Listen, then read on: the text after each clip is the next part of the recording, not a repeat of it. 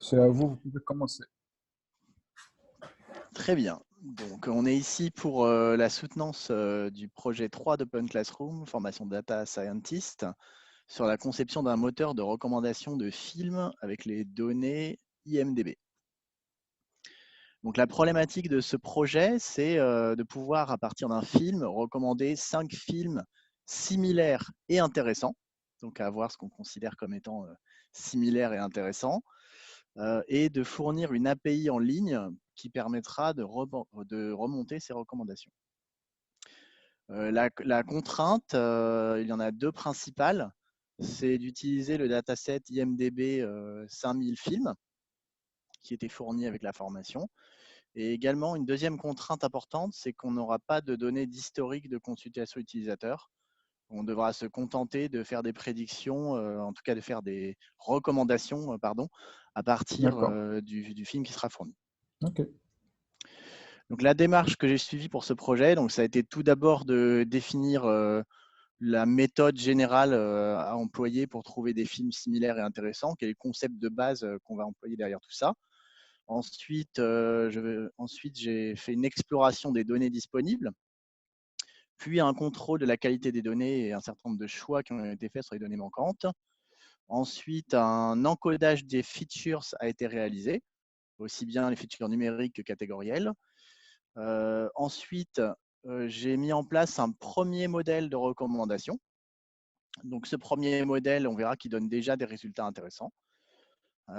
Mais ensuite, j'ai eu une perspective, j'ai voulu explorer différentes perspectives pour essayer d'aller plus loin. Donc, ça a été une démarche un peu expérimentale où j'ai expérimenté un autre modèle que celui que j'avais mis en place en premier lieu. Et j'ai essayé d'industrialiser un petit peu l'exploration des résultats produits par les modèles avec mise en place de pipelines et de métriques d'évaluation. Et enfin, on a le choix du modèle final et la construction de l'API. Donc tout d'abord, quelle méthode employer pour trouver des films qui sont similaires et intéressants à un film qu'on fournit en entrée? Donc le concept général, c'est que chaque film est considéré comme étant un point dans un espace de caractéristiques, avec les différentes caractéristiques qu'on a retenues dans le dataset du projet. On considère que deux films qui sont proches dans cet espace se ressemblent. Et donc on considère que le fait qu'ils se ressemblent, c'est un élément qui va permettre de produire des recommandations intéressantes. Donc on voit ici une projection sur un espace en 2 dimensions, coloré par score IMDb, qui donne une idée un petit peu de ce qu'on est en train de manipuler comme données par rapport au film. Au niveau des données qui sont disponibles, justement, donc les données, on les a ici. On a des features qui sont quantitatives, des features qualitatives. Et en troisième colonne, on a les features qui n'ont pas été retenues du tout pour le modèle, à savoir l'aspect ratio du film et le lien vers la base IMDb. Pour les autres features, on a effectué une exploration et on a retenu ces features pour le modèle. Au niveau des features numériques, donc ici, on a une projection sur plan factoriel où on voit en fait 3 types principaux de features. On a celles qui sont liées aux acteurs, en haut à droite du plan factoriel. Donc, il s'agit du nombre de likes Facebook principalement pour les acteurs et pour l'ensemble du casting du film. On va avoir les features qui sont surtout liées au film et au réalisateur, ainsi que les votes utilisateurs et le score IMDb. Donc là, c'est plutôt en haut à droite, en bas à droite, pardon, du plan factoriel. On voit notamment le score IMDb, on voit le nombre de likes du film et également un point intéressant, le nombre de likes du réalisateur est en bas à droite et non en haut à droite, ce qui est finalement assez cohérent puisque le nombre de likes du réalisateur, on peut se dire que ça se rapporte pas mal au film en lui-même plus qu'aux acteurs. Et on a des features qui sont très peu corrélées aux autres, à savoir D'accord. le budget et le nombre de têtes dans l'affiche du film. Donc, au niveau des features catégorielles, on va avoir le pays, le réalisateur, le genre du film. On a également une feature qui s'appelle Plot Keywords qui va être très intéressante pour comparer les caractéristiques, puisqu'on va avoir un certain nombre de mots-clés qui vont correspondre à l'intrigue du film qu'on va pouvoir mettre en relation. On a le fait que le film est en couleur ou en noir et blanc et le content rating qui explique, qui fournit l'information sur l'adaptabilité du film à certains types de publics, jeunes ou moins jeunes. Donc, concernant ces données, au niveau de la qualité des données et au niveau de l'encodage des features pour le modèle et les choix qui ont été faits sur les données manquantes, on va voir un peu plus en détail ce qui a été réalisé ici.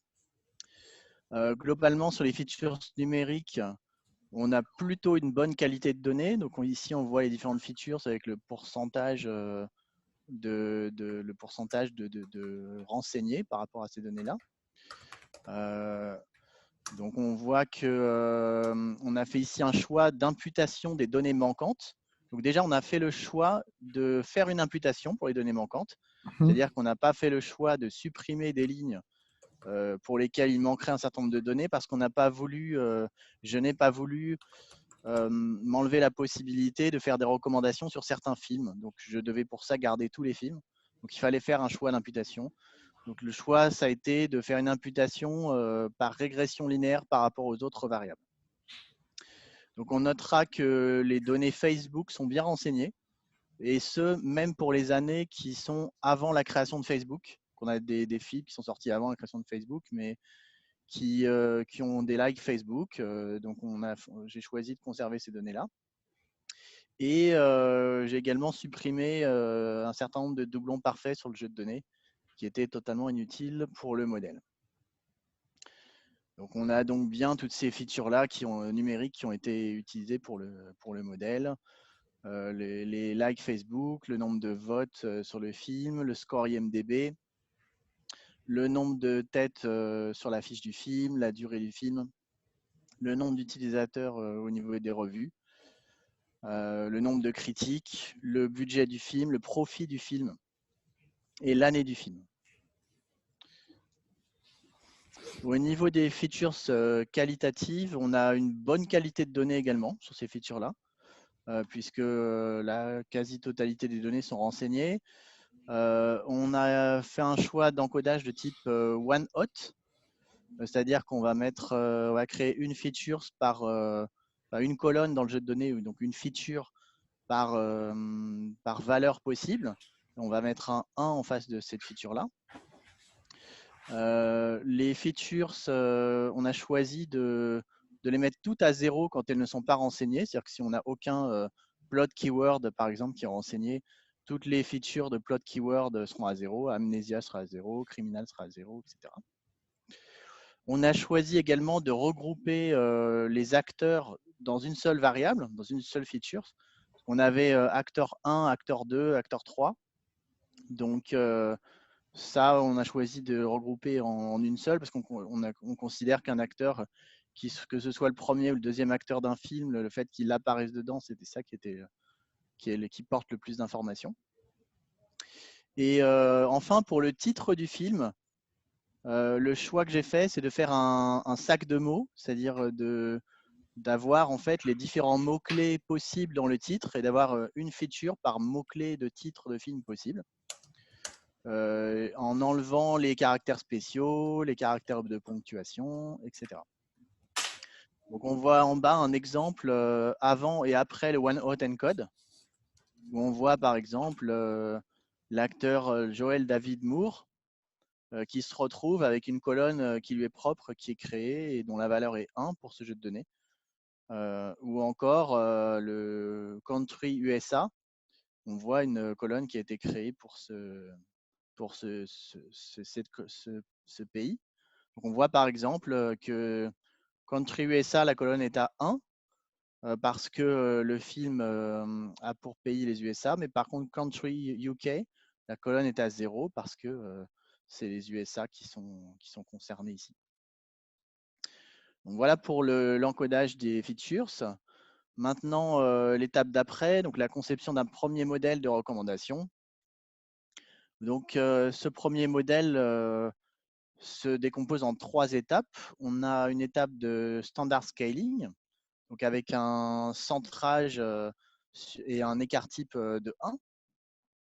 On a ensuite une étape de réduction de dimensionnalité via une analyse en composantes principales, D'accord. où on projette les données sur les axes qui portent le plus de variance. Donc, on a choisi de réduire à 200 dimensions pour ce premier modèle. Et ensuite, un algorithme KNN d'identification des 5 plus proches voisins de chaque film sur la base de ces données réduites à 200 dimensions. Ce qui permet d'obtenir 5 recommandations pour chaque film du jeu de données en prenant les 5 plus proches voisins de chacun de ces films. Donc on voit ici un exemple pour le film The Dark Knight Rises, où on obtient 5 recommandations de films à partir de ce premier modèle, qui paraissent plutôt cohérents, avec un genre, des films qui ressemblent et des corrélations en fait par rapport à ces films-là. Donc, par exemple, là, on voit les points communs entre ces deux films. Donc, on voit, par exemple, l'acteur Christian Bale ou le réalisateur Christopher Nolan, qui sont des points communs au film The Dark Knight et Inception. Également, on voit le titre Dark qui est présent dans les deux films, un certain nombre de choses qui permettent de voir finalement un peu confirmer un petit peu par des données un peu plus factuelles la similarité entre les deux films qui a été produite. Donc ce modèle, j'ai constaté qu'il donnait déjà de bons résultats, donc j'étais déjà plutôt satisfait. Ensuite, j'ai cherché à aller un petit peu plus loin et voir quelles étaient les perspectives, ou en tout cas des exemples de perspectives qui pouvaient être mises en œuvre pour améliorer le modèle. Pour ça, en fait, j'ai expérimenté 2 choses principales. Donc, l'utilisation d'un autre algorithme de réduction de dimensionnalité que l'algorithme PCA d'analyse en composantes principales. Et ensuite, j'ai entrepris de tester différents modèles de façon un peu industrialisée par la mise en place de pipelines, c'est-à-dire d'essayer de mettre en œuvre des méthodes de type supervisé sur ce problème qui est de nature non supervisée. Donc, c'est une démarche qui est assez limite, mais j'ai cherché à explorer un petit peu cette voie en essayant d'explorer des différents algorithmes de façon industrialisée et en essayant de mettre en place des métriques d'évaluation pour ces algorithmes-là. Donc, on le verra tout à l'heure. Donc, l'algorithme de réduction de dimensionnalité que j'ai mis en œuvre dans cette expérimentation, c'est l'algorithme Neighbor Components Analysis, puisque j'ai vu sur la documentation de scikit-learn que cet algorithme était connu pour bien fonctionner avant une transformation KNN. Donc, du coup, je me suis dit que j'allais voir les résultats que ça donnait. Donc, je ne vais pas rentrer trop dans le détail de l'algorithme d'un point de vue mathématique, mais globalement, l'idée, c'est que cet algorithme apprend une métrique. Il cherche à apprendre une métrique qui est optimisée par rapport au KNN qui aura lieu après. Et donc, son but, c'est d'apprendre une transformation des données qui maximise la probabilité que les échantillons soient correctement classés. Donc, pour pouvoir apprendre cette transformation de données, il va falloir une étiquette pour chaque donnée, de façon à pouvoir maximiser la probabilité que les échantillons soient correctement classés par rapport à cette étiquette. Là, le choix que j'ai fait, c'est d'utiliser l'étiquette du score INDB. D'accord. Et donc, cet algorithme, en fait, il essaye d'optimiser les paramètres de la matrice L. Cette matrice L étant la transformation des données à laquelle on cherche à aboutir. Donc, on a un algorithme de type softmax qui permet de remonter cette Le classif, ouais. probabilité-là.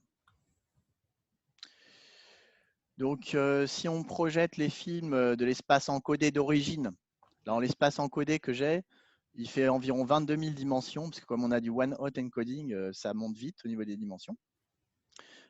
Et donc, ici, on a une comparaison entre une projection avec l'algorithme PCA et une projection avec l'algorithme NCA. Donc, on voit bien qu'avec la projection de l'algorithme NCA, comme l'objectif, c'est de minimiser, maximiser les chances que les films soient correctement classés par rapport au score IMDb, on voit qu'ils sont regroupés entre eux plutôt par score IMDb principalement. Les couleurs chaudes ici correspondant à un score élevé, donc orange, rouge, jaune. Et les couleurs froides à un score plutôt faible. Cette slide, c'est une slide qui donne une idée intuitive de ce qui peut se passer en plus haute dimension. Alors, c'est pas du tout quelque chose d'exact, cette slide-là, mais c'est plus l'idée de donner un peu une idée de ce qui peut se passer. Donc, ce que j'ai fait ici, c'est une réduction de 22 000 à 3 dimensions en utilisant l'algorithme NCA. En parallèle de ça, j'ai coloré les échantillons en effectuant un clustering avec le K-means, l'algorithme K-means. Donc pour ça, j'ai effectué une deuxième transformation sur les données. Cette fois, j'ai réduit les données à 10 dimensions à partir d'un ensemble de base à 22 000 dimensions. Et j'ai fait un clustering lui-même qui correspondait à 10 dimensions. Et j'ai coloré les points que j'ai obtenus via ce clustering. J'ai reporté cette coloration sur la projection à 3 dimensions avec NCA. Donc, ce n'est pas quelque chose d'exact, mais ça donne une idée, c'est-à-dire qu'en haute dimension, la composante du score IMDB est une composante qui est importante, qui joue de façon importante sur le regroupement des films, mais ça n'est pas la seule composante, puisque certains films peuvent être proches par rapport à d'autres critères également. C'est pour ça qu'on peut obtenir certaines couleurs de films qui sont à différents endroits. Et ce qui est intéressant, alors ça on peut le voir aussi sur la visualisation en 3D ici qu'on voit, on retrouve bien les différents paquets qui correspondent au score IMDB 1, 2, 3, 4, 5, 6, 7, 8, 9, 10 du film. Donc, étant donné qu'il existe de nombreuses transformations de données pour répondre à la problématique, ce serait pratique d'avoir une méthode pour évaluer numériquement leur pertinence les uns par rapport aux autres. Donc, j'ai expérimenté deux méthodes. Donc, une métrique IMDB, donc j'ai calculé l'erreur moyenne de prédiction du score IMDB pour chaque film. Et j'ai évalué l'algorithme sur sa capacité à prédire le score IMDB. Et l'autre métrique que j'ai mise en place, c'est calculer un score de similarité pour chaque prédiction. Plus les films prédits ont d'attributs en commun, plus le score est élevé. Et donc, j'ai évalué l'algorithme sur sa capacité à maximiser le score de similarité. Donc, ces méthodes ne sont pas idéales et ne remplacent pas l'évaluation humaine.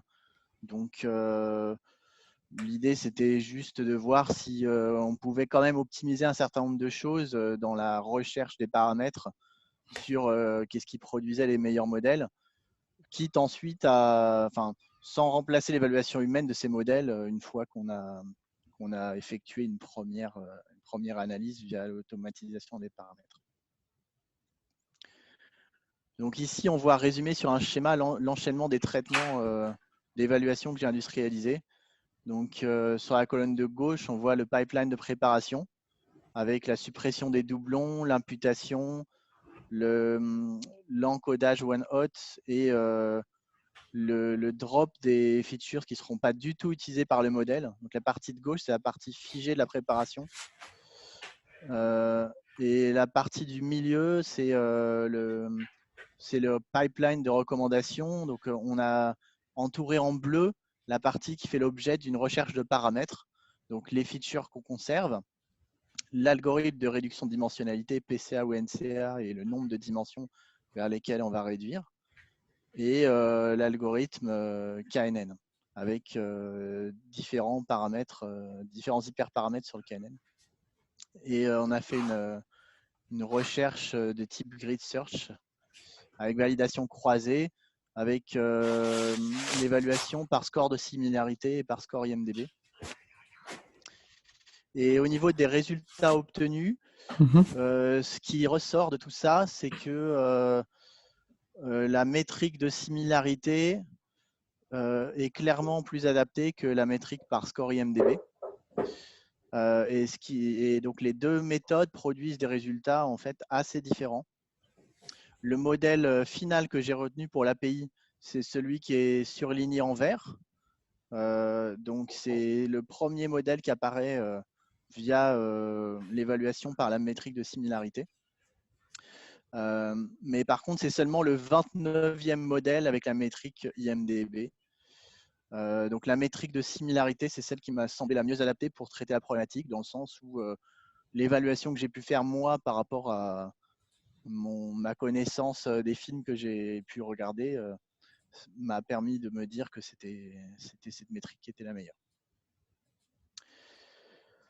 Ensuite, on a la mise en place d'une API, donc avec un point d'exposition sur l'hébergeur Python Anywhere, avec une commande qui permet d'appeler cette API. Je l'ai indiqué dans une console, là où je viens de lancer la commande curl, qui remonte le résultat pour un exemple. D'accord. Qu'on voit aussi également là dans la slide. Ça marche. Pour aller encore plus loin, maintenant qu'on a un framework qui permet de tester différents algorithmes, on pourrait maintenant expérimenter d'autres algorithmes, notamment peut-être à base de réseaux de neurones, par exemple, peut-être des auto-encodeurs. On pourrait encore améliorer le one-hot encoding des mots-clés. Par exemple, il y a des mots-clés comme the qui traînent dans mon one-hot encoding qui ne sont pas forcément optimisés, donc je pourrais enlever certains mots. On pourrait également utiliser une base de données utilisateur en entrée du modèle. Comme ça, le modèle se baserait sur la somme des films dans l'espace des utilisateurs. Donc, ça donnerait plus de perspectives.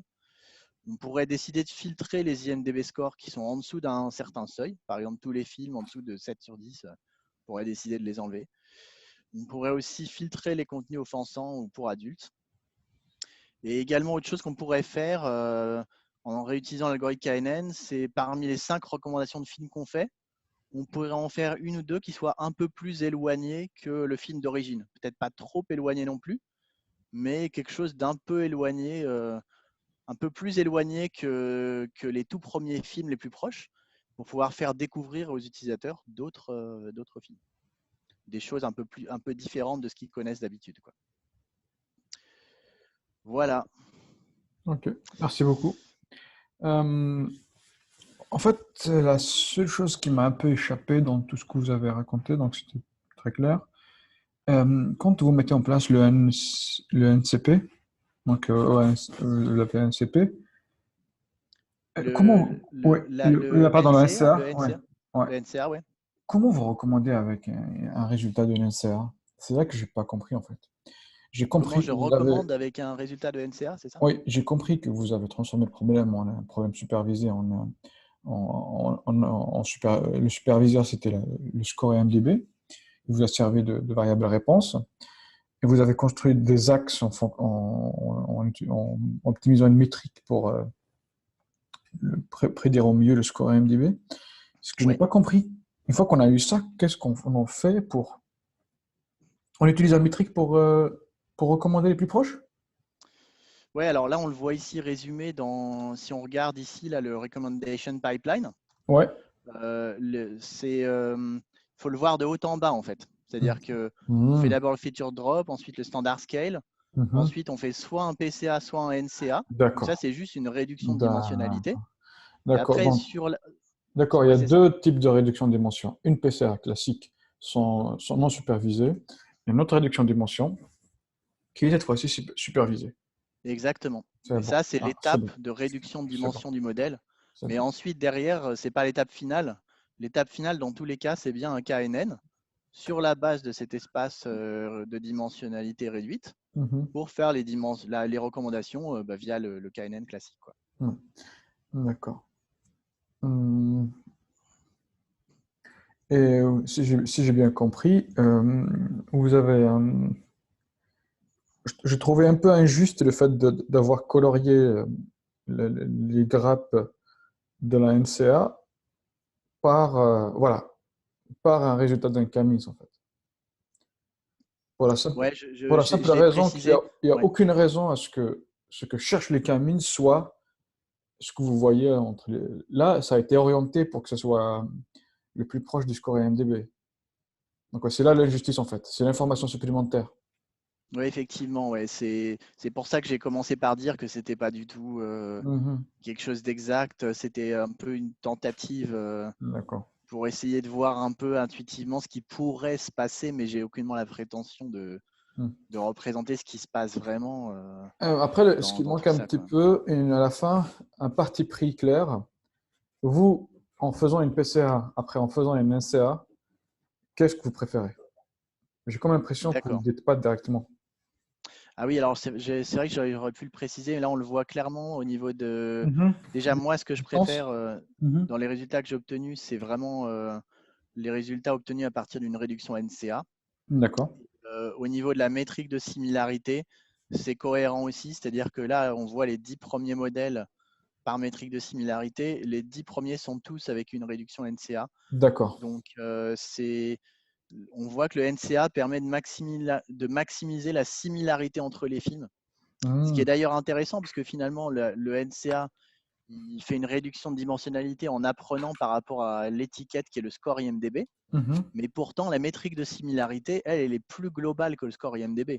Oui. Prend vraiment en compte toutes les caractéristiques du film. Ouais. Donc, malgré le fait qu'on fait une NCA supervisée par le score IMDB, on obtient quand même des recommandations qui maximisent la similarité globale sur la base de cet algorithme en première étape. Donc vous êtes en train de me dire que la distance, la distance, la similarité ou la distance n'est pas portée complètement par le score IMDb. Que Parce que la notion de distance, j'ai pas compris, pardon. quand vous recalculez la distance KNN après, est-ce que vous la calculez dans la métrique optimisée par la NCA ou vous la calculez à partir des variables de départ où il y a le score IMDb parmi ces variables-là? Alors, je la calcule vraiment sur quand le NCA, lui, il utilise effectivement l'IMDB pour obtenir un espace à dimensionnalité restreinte. Mhm. Donc, j'obtiens un espace qui a, par exemple, 200 features, 200 colonnes. D'accord. Mhm. Donc, une fois que j'ai ces 200 colonnes, ça y est, D'accord. D'accord. j'ai ma La matrice représentation. transformée. D'accord. La représentation des données dans un autre espace. D'accord. C'est ça, exactement. C'est-à-dire que le NCA, D'accord. lui, il permet d'obtenir la matrice de transformation. Après, en fait, les données, elles sont transformées via cette matrice de transformation pour obtenir l'espace en dimension réduite. Et c'est sur cet espace-là qu'on fait le KNN. D'accord. Bah, merci beaucoup pour toutes ces explications. Ben, Euh, merci. Merci ok. pour votre écoute.